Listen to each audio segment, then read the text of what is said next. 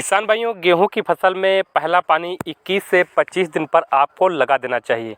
लेकिन पहले पानी पर आपको विशेष करके ध्यान देना है, क्योंकि यही हमारी प्राइमरी स्टेज होता है। प्राइमरी स्टेज पर सही पोषक तत्वों की अगर पूर्ति कर देते हैं तो पौधा हमारा जो अंकुर होगा वो भी अच्छे से होगा, और वहाँ पर जो कल्ले बनेंगे, जो ट्रेलिंग बनेंगी, वो भी ज़बरदस्त देखने को मिलेगी।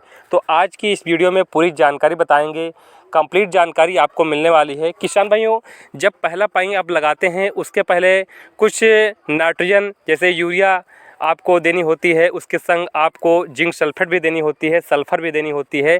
अगर आप बुआई के समय डीएपी खाद नहीं डाल पाए हैं तो पहली सिंचाई के पहले आपको डीएपी भी खाद देनी होती है। डीएपी खाद डालते हैं जिससे मिट्टी नीचे तक जाती है और हमारी वहाँ पर जो कल्लों का विकास है वो भी अच्छे से होता है। मिट्टी हमारी मुलायम हो जाती है और भुरभुरी हो जाती है, जिससे वहाँ पर अच्छी ग्रोथ देखने को मिलती है। तो सबसे पहले बात करेंगे किसान भाइयों, नाइट्रोजन का काम होता है कि पौधे की जो ग्रोथ है, जो विकास है, उसको बढ़ाना होता है।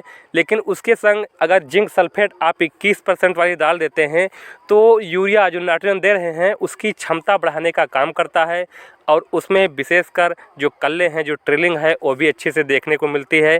तो आपको यहाँ पर यूरिया 30 से 35 केजी प्रति एकड़ के हिसाब से ले लेना है, और साथ में जो जिंक है 21% वाली आपको 8 से लगभग 7 से 8 किलोग्राम प्रति एकड़ के हिसाब से आप ले सकते हैं। अगर आप जिंक 33% वाली ले रहे हैं तो हमारे हिसाब से 21% वाली जिंक ज़्यादा बेटर रहेगी, तो आप वही लीजिए। और अगर 33% वाली ले रहे हैं तो आप लगभग आधा केजी प्रति बीघा के हिसाब से आप इसका यूज कर सकते हैं। और साथ में अगर आपने सल्फ़र की मात्रा नहीं दिया है तो सल्फ़र अगर आप 80% वाली दे रहे हैं तो 7 से 8 केजी दे सकते हैं। अगर आप यहाँ पर 90% वाली सल्फ़र दे रहे हैं तो WDG की दे रहे हैं तो यहाँ पर 3 से 4 केजी प्रति एकड़ के हिसाब से आप सल्फ़र मिला सकते हैं।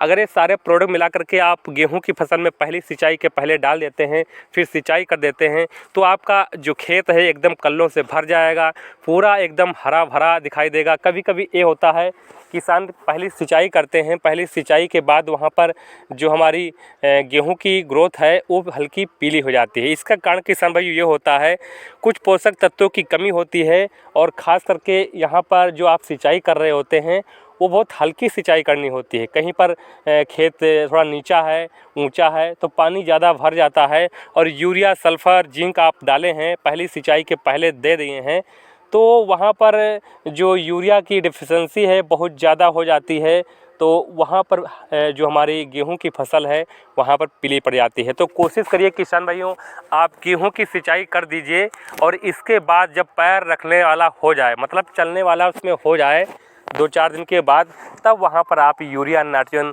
जो जिंक आप दे रहे हैं उसकी आप बुआई कर सकते हैं। बहुत अच्छा रिजल्ट निकाल करके देगा। खेत एकदम हरा भरा हो जाएगा, पौधे स्वस्थ बनेंगे, और खेत में एकदम से ट्रेलिंग होगी, कल्लों का विकास होगा। जब कल्लों का विकास ज़्यादा होता है तो फल फूल फलियाँ जो आती हैं वो ज़्यादा आती हैं, लास्ट में पैदावार भी ज़्यादा मिलती है।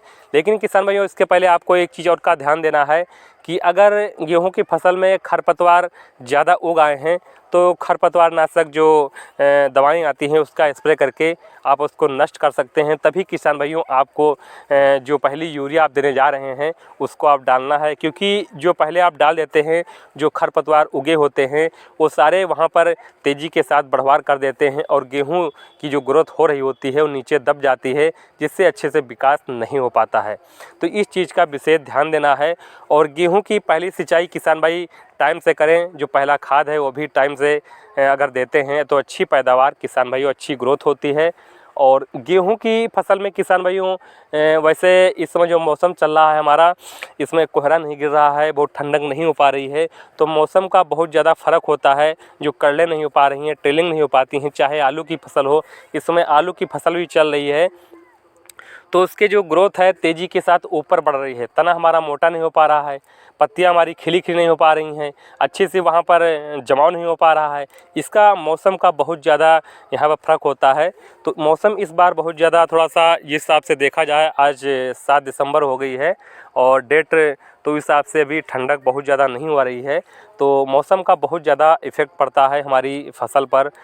जो आलू की फसल है, खासकर गेहूं की फसल है, अगर मौसम हमारा अच्छा, यहाँ पर कोहरा पड़ रहा है, ठंडक ज़्यादा हो रही है, क्योंकि एक ठंडक वाली जो फसल हमारी होती हैं उसी हिसाब से मौसम अगर रहेगा तो उसी हिसाब से पैदावार भी हमारी रहेगी।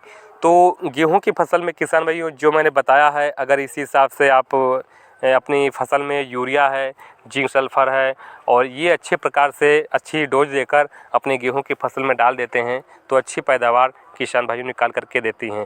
क्योंकि कभी कभी क्या होता है, किसान भाई क्या करते हैं कि वहाँ पर नाइट्रोजन केवल देते हैं, यानी पहली सिंचाई के ऊपर नाइट्रोजन देते हैं, लेकिन किसान भाइयों कुछ हमारे जो माइक्रोन्यूट्रिएंट्स तत्व हैं, छोटे छोटे माइक्रोन्यूट्रिएंट्स तत्व हैं, उसकी कमी हो जाती है, जिससे गेहूं की फसल अच्छे प्रकार से ग्रोथ हो जाती है, लेकिन वहाँ पर कल्लों का विकास नहीं हो पाता है, ट्रेलिंग का विकास नहीं हो पाता है। अगर ऊपर हमारी हाइट ज़्यादा बढ़ रही है और ट्रेलिंग का विकास नहीं हो पा रहा है तो पैदावार किसान भाइयों अच्छी नहीं निकल पाती है। इसलिए कोशिश कीजिए आपके खेत में ज़्यादा से ज़्यादा ट्रेलिंग हो, ज़्यादा से ज़्यादा ब्रांचेज हो, तभी किसान भाइयों पैदावार भी ज़्यादा होगी। तो आप समय से सिंचाई किसान भाई ज़रूर कीजिए, और जो मैंने बताया है उचित डोज लेकर आपको यहाँ पर यूरिया के साथ आपको पहला खाद देना है, अच्छी पैदावार किसान भाइयों मिलेगी। तो खेती बाड़ी से संबंधित किसी प्रकार की जानकारी चाहिए, नीचे आप कमेंट कर सकते हैं। और आप किस राज्य से हैं, आपकी गेहूं की फसल कितने दिन की हुई है, पहला पानी कब लगाए थे और कौन सी खाद डाले हैं, नीचे कमेंट में ज़रूर बताइए। और किसी प्रकार किसी फसल से संबंधित जानकारी चाहिए, नीचे कमेंट कर सकते हैं। तो मिलेंगे अगली वीडियो में। नमस्कार।